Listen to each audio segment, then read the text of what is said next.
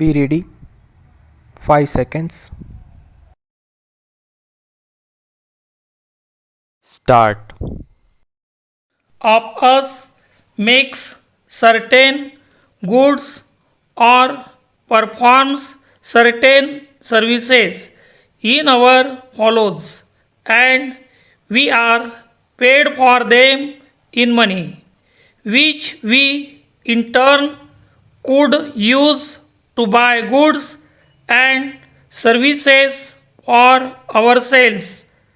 Originally, each man would work on his own account, one man growing food, another making cloths, and so on, and he would sell the proceeds of this labor for what he could get.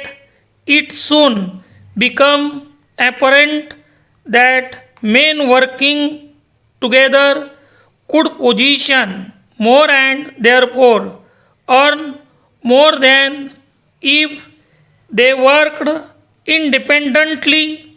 From that, it was an easy stage to the system whereby one man could, perhaps through greater skill or greater knowledge or even greater enterprise, build up a business for the supply of some particular product to his neighbors and engage other to assist him in his business and to work under his orders in any common enterprise.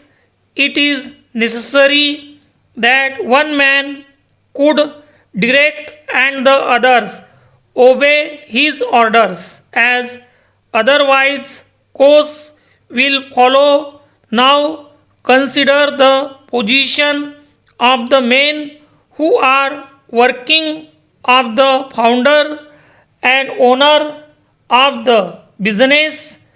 They are still making goods or performing service for their neighbors.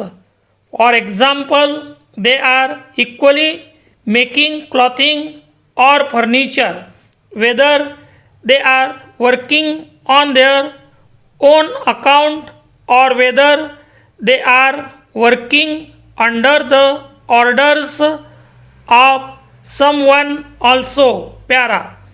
The difference lies in the way in which they are rewarded for the fruit of their labors. The man working for him must exchange his product for what he can get. The man working for another person leaves the actual exchange of the product to his employer, and his own salary is fixed between his employer and himself. It does not depend directly upon the terms on which his employer conducts his exchange with the rest of the community. Through there is a connection between the two. This introduces a difficulty, namely the sharing of the risks.